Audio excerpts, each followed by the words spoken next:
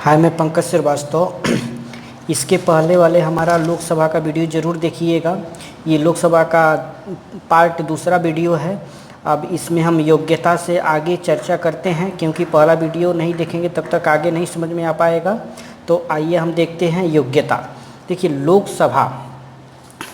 लोकसभा में सदस्यों की जो एज है वो 25 वर्ष रखा गया है। ठीक है, कोई भी सदस्य लोकसभा में अगर 25 वर्ष का है तो वो लोकसभा का चुनाव क्या कर सकता है, लड़ सकता है, तथा वो लाभ के पद पर ना हो। तो योग्यता के बारे में बस इतना 2 पॉइंट्स हमको याद रखना है कि लोकसभा में सदस्यों का जो न्यूनतम एज है वो 25 वर्ष है और वो व्यक्ति क्या है, लाभ के पद पर ना हो। अब देखिए कार्यकाल के बारे में देखते हैं।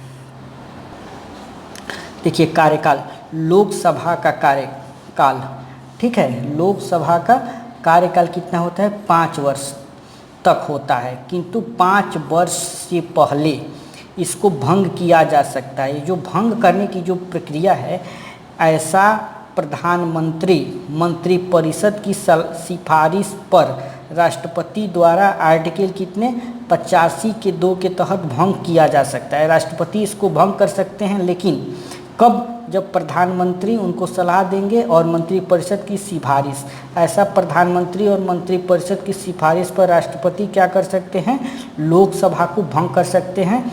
ऐसा आर्टिकल 85 2 के तहत इसका प्रावधान किया गया है। नोट, लोकसभा का कार्यकाल राष्ट्रपति आपातकाल के दौरान संसद में प्रस्ताव पारित कर एक बार में 1 वर्ष के लिए बढ़ाया जा सकता है। मीन संसद जो कार्यकाल होता है लोकसभा का 5 वर्ष, उसको 6 वर्ष किया जा सकता है। कब, आपातकाल की स्थिति में संसद में प्रस्ताव पारित करके इसके जो कार्यकाल को क्या है 1 वर्ष के लिए और बढ़ाया जा सकता है। देखिए ऐसा एक बार हुआ है। कब, तो 5वीं लोकसभा का जो कार्यकाल था वो 6 वर्ष के लिए बढ़ाया गया था। मीन 6 वर्ष किया गया था, 1 वर्ष के लिए बढ़ाया गया था। किस टाइम पे, तो इंदिरा गांधी के टाइम पे। उस समय प्रधानमंत्री कौन थी, इंदिरा गांधी थी। तो जो टाइम था वो 9 मार्च 1971 से ये 77 तक, 18 मार्च 1977 तक, 6 वर्ष के लिए, ठीक है, ये कार्यकाल बढ़ाया गया। तो एग्जाम में पूछता है कि कौनवीं लोकसभा का कार्यकाल 6 वर्ष के लिए बढ़ाया गया था, तो 5वीं लोकसभा। ये ध्यान में रखना है कि 5वीं लोकसभा का कार्यकाल 6 वर्ष के लिए मीन्स 1 साल के लिए बढ़ाया गया था। इंदिरा गांधी की सरकार थी उस समय, 1971 से 1977। देखिए लोकसभा की बैठक के लिए, लोकसभा की सदन में बैठक के लिए टोटल सीट मीन्स 543 सीट का 1/10 माने टोटल का 1/10 सदस्य होना आवश्यक माना जाता है। मीन्स लोकसभा में बैठक के लिए कम से कम 545 का अगर 1/10 निकालेंगे तो लगभग 55 सीट, माने कम से कम 55 सदस्यों का होना आवश्यक है, तभी लोकसभा में क्या होगा कि बैठक होगी। तथा विपक्ष का दर्जा भी प्राप्त करने के लिए, ठीक है, 2 पॉइंट्स है, एक तो बैठक के लिए, एक लोकसभा में विपक्ष का दर्जा प्राप्त करने के लिए टोटल सीट का 1/10 सदस्य होना आवश्यक है। तो ये 2 पॉइंट्स हमको क्या करना है, याद रखना है। सेम इसी प्रकार से क्या है, राज्यों में और विधानसभाओं में दोनों जगह भी क्या है कि बैठक के लिए 1/10 सदस्य और लोकसभा में विपक्ष का दर्जा प्राप्त करने के लिए, चाहे राज्यसभा में विपक्ष का दर्जा प्राप्त करने के लिए, चाहे विधानसभा में विपक्ष का दर्जा प्राप्त करने के लिए 1/10 सदस्यों का होना आवश्यक है। अब देखिए लोकसभा की चुनावी जमानत राशि, माने सामान्य जनरल श्रेणी के लिए जो चुनाव की जमानत राशि है वो 25,000 रखा गया है, और अनुसूचित जाति अनुसूचित जनजाति के लिए 12,500 रुपया रखा गया है। यह चुनावी जमानत राशि का कुछ कंडीशन है।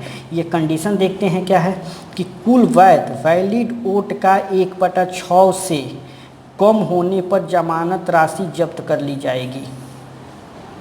मीन्स कोई भी व्यक्ति अगर लोकसभा का चुनाव में खड़ा हो रहा है, तो अगर वो टोटल वैलिड वोट का 1/6 वोट अगर वो नहीं प्राप्त कर रहा है तो उसकी जमानत राशि जब्त कर ली जाएगी।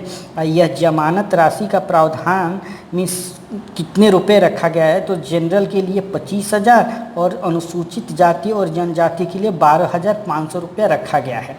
कि अगर एक टोटल वोट का 1/6 वोट अगर कोई भी व्यक्ति नहीं पा रहा है तो जो जमानत राशि जमा की जाती है वो उसकी जमानत राशि क्या है उसको वापस नहीं दिया जाएगा, उसको जब्त कर लिया जाएगा। तो लोकसभा में चुनाव की जमानत राशि यही 2 है, जनरल और SC ST के लिए। अब आगे देखते हैं।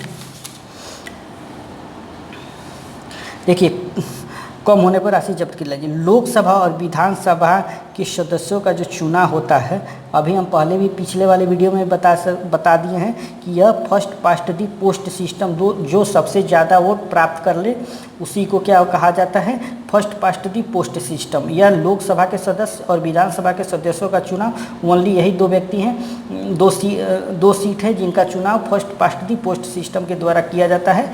जैसे प्रधान का चुनाव हो गया, चाहे लोकसभा के सदस्यों का चुनाव हो गया, चाहे विधानसभा विधायक, चाहे MLA, इन लोगों का चुनाव क्या होता है, फर्स्ट पास्ट दी पोस्ट सिस्टम के द्वारा होता है। एक पॉइंट्स है कि लोकसभा का प्रथम चुनाव जो हुआ था वो हुआ था 25 अक्टूबर 1951 से लेकर ये 21 फरवरी 1952 तक चला था। ये लगभग 489 सीटों पे चुनाव हुआ था।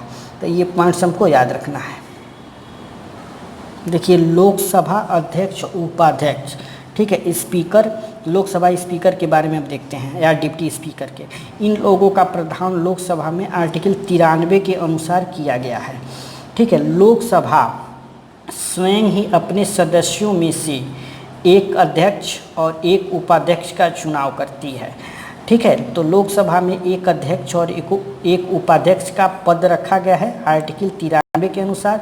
यह कहा गया है कि लोकसभा स्वयं ही अपने सदस्यों में से एक अध्यक्ष और एक क्या उपाध्यक्ष का क्या करेगी, चुनाव करेगी। तो आइए देखते हैं लोकसभा के सदस्यों के बारे में। देखिए, लोकसभा सदस्यों में एक लोकसभा अध्यक्ष होता है, स्पीकर ऑफ लोकसभा। ठीक है, दूसरा क्या होता है, लोकसभा उपाध्यक्ष होता है। ठीक है, डिप्टी स्पीकर ऑफ लोकसभा। इन लोगों का जो त्याग पत्र है, ठीक है, ये होता है अल्टरनेट, मीन्स लोकसभा अध्यक्ष अपना त्याग पत्र उपाध्यक्ष को देंगे तथा उपाध्यक्ष अपना त्याग पत्र अध्यक्ष को देंगे। इस प्रकार से इन लोगों का त्याग पत्र क्या होता है, अल्टरनेट होता है। ठीक है, अध्यक्ष उपाध्यक्ष को देंगे, उपाध्यक्ष अध्यक्ष को देंगे। देखिए, पॉइंट्स में देखते हैं कि लोकसभा की प्रथम बैठक की अध्यक्षता लोकसभा के लिए चुने गए वरिष्ठतम सदस्य लोक सेवा के आधार पर, ठीक है, वरिष्ठतम सदस्य को राष्ट्रपति सौंपता है, जो अस्थायी अध्यक्ष होता है। मीन्स कहने का अर्थ हुआ कि जो प्रथम लोकसभा की प्रथम बैठक की अध्यक्षता करता है उसको राष्ट्रपति के द्वारा उसको क्या किया जाता है, राष्ट्रपति के समक्ष उनको पेश किया जाता है। राष्ट्रपति उनको एक शपथ दिलाते हैं, वो होते हैं प्रोटेम स्पीकर। तो कहने का अर्थ हुआ कि लोकसभा की प्रथम बैठक की अध्यक्षता कौन करता है, तो प्रोटेम स्पीकर करते हैं। ये एग्जाम में पूछ लिया जाता है कि लोकसभा के प्रथम बैठक की अध्यक्षता किसके द्वारा किया जाता है, तो लोकसभा की प्रथम बैठक की अध्यक्षता प्रोटेम स्पीकर के द्वारा किया जाता है। तो ये प्रोटेम स्पीकर कौन होते हैं, तो आइए देखते हैं हम प्रोटेम स्पीकर के बारे में। मीन्स लोकसभा के प्रथम, ठीक है, लोकसभा के प्रथम बैठक की अध्यक्षता कौन करता है, प्रोटेम स्पीकर। प्रोटेम स्पीकर को क्या किया जाता है, चुनकर राष्ट्रपति के समक्ष रखा जाता है और राष्ट्रपति इनको शपथ दिलाते हैं। तो ये प्रोटेम स्पीकर का क्या कार्य होता है और ये कौन होते हैं, इसके बारे में देखते हैं। देखिए, प्रोटेम स्पीकर कुछ टाइम के लिए, यहाँ पे एक वर्ड लिखे हैं, कुछ टाइम के लिए इनको बनाया जाता है। ठीक है, अब कब बनाया जाता है आगे देखते हैं। संविधान में इस पद का कोई प्रावधान नहीं है। संविधान में इस पद का क्या है, कोई प्रावधान नहीं है। यह एक प्रकार का अस्थायी अध्यक्ष होता है। यह क्या होते हैं, प्रोटेम स्पीकर एक प्रकार से अस्थायी अध्यक्ष होते हैं। देखिए, इनका गठन का क्या प्रावधान है, तो नई लोकसभा तथा नई विधानसभा के गठन के बाद लोकसभा में सबसे वरिष्ठ व्यक्ति सेवा के आधार पर को अध्यक्षता करने के लिए चुन लिया जाता है। मीन्स जब नई लोकसभा का गठन होता है तो उस समय अध्यक्षता करने के लिए लोकसभा में सबसे वरिष्ठ जो व्यक्ति होते हैं सेवा के आधार पर, मीन्स जो सबसे ज़्यादा वो सेवा दे चुके हैं लोकसभा में, उनको अध्यक्षता के लिए क्या कि चुन लिया जाता है। उसके बाद आगे क्या प्रोसेस है, तथा चुनने के बाद क्या किया जाता है, नई लोकसभा में, जो नई लोकसभा जब होता है, जब नई लोकसभा जब बनता है, उसमें नई लोकसभा में सबसे वरिष्ठ सदस्य की सूची तैयार करके प्रधानमंत्री को दिया जाता है, तथा प्रधानमंत्री के बताए जाने पर उनमें से एक वरिष्ठ सदस्य व्यक्ति को राष्ट्रपति भवन में गोपनीयता की शपथ दिलाते हैं। मीन्स कहने का अर्थ हुआ कि जब नई लोकसभा का गठन होता है उस समय क्या किया जाता है, उसमें से एक सबसे वरिष्ठ व्यक्ति को क्या किया जाता है, चुन लिया जाता है, सूची तैयार किया जाता है कि सबसे वरिष्ठ व्यक्ति कौन है। उस सूची को क्या किया जाता है, प्रधानमंत्री को दिया जाता है, तथा प्रधानमंत्री और जितने भी मंत्री हैं उनके सलाह पर क्या किया जाता है, उसमें से एक व्यक्ति को चुन लिया जाता है कि यही प्रोटेम स्पीकर बनेंगे। उन व्यक्तियों को बाकायदे क्या किया जाता है कि राष्ट्रपति के समक्ष किया जाता है, और राष्ट्रपति क्या करते हैं, उनको राष्ट्रपति भवन में गोपनीयता की शपथ दिलाते हैं।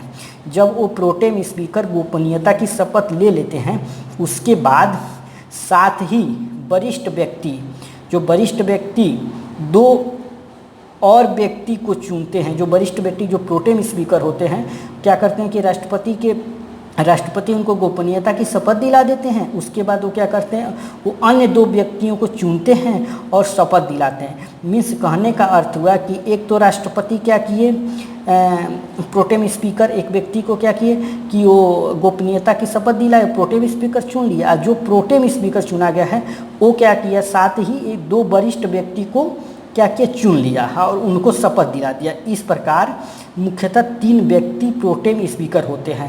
मुख्यतः 3 व्यक्ति क्या होते हैं, प्रोटेम स्पीकर होते हैं। मीन्स एक तो राष्ट्रपति के द्वारा चुने जाते हैं, और जो व्यक्ति राष्ट्रपति के द्वारा चुने जाते हैं प्रोटेम स्पीकर चुने नहीं जाते हैं, उनको गोपनीयता की शपथ दिलाया जाता है राष्ट्रपति के द्वारा, वो 2 व्यक्ति और चुन लेते हैं। इस प्रकार से प्रोटेम स्पीकर कितने हो जाते हैं, 3 हो जाते हैं। क्योंकि मान लीजिए कि अगर प्रोटेम स्पीकर को कुछ हो गया या किसी कारणवश वो नहीं रहे, तो उनके जो कार्य है वो जो 2 व्यक्ति को चुने गए व्यक्ति जो हैं वो कार्य करेंगे, वो शपथ दिलाने की कार्य करेंगे। इसीलिए 2 और प्रोटेम स्पीकर चुन लिए जाते हैं। तो इस प्रकार से 3 प्रोटेम स्पीकर हो जाते हैं। तो 2 व्यक्ति उनके सहयोग के लिए चुने जाते हैं। अब देखिए कार्य के बारे में देखते हैं कि इनका कार्य क्या होता है प्रोटेम स्पीकर का।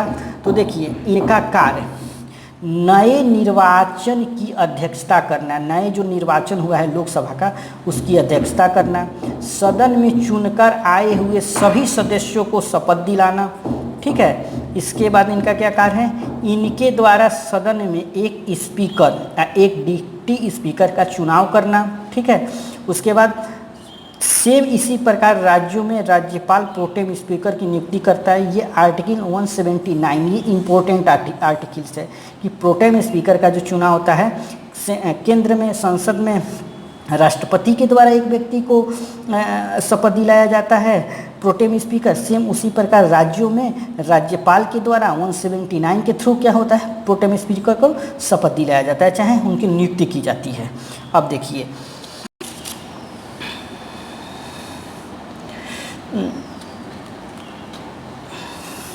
प्रथम प्रोटेम स्पीकर जीबी मालवंकर थे, ठीक है। प्रथम प्रोटेम स्पीकर कौन थे, जीबी मालवंकर थे, जो कि इन्हीं को उसके बाद अध्यक्ष चुन लिया गया। मीन्स पहले तो प्रोटेम स्पीकर चुना गया और उसके बाद क्या हुआ, इनको ही लोकसभा का अध्यक्ष चुन लिया गया, स्पीकर ऑफ लोकसभा बना दिया गया। तो ये पहले व्यक्ति थे जिनको इस प्रोटेम स्पीकर के बाद तुरंत लोकसभा अध्यक्ष बना दिए गए। दूसरे सोमनाथ चटर्जी 14वें ये लोकसभा अध्यक्ष थे, जो कि प्रोटेम स्पीकर के बाद इन्हीं को क्या किया गया, लोकसभा अध्यक्ष बना दिए गए। इस प्रकार से 2 व्यक्ति हैं, उनको तुरंत प्रोटेम स्पीकर के बाद लोकसभा के अध्यक्ष बना दिया गया है। तो 2 व्यक्ति कौन कौन से, एक तो जीबी मालवंकर और एक सोमनाथ चटर्जी।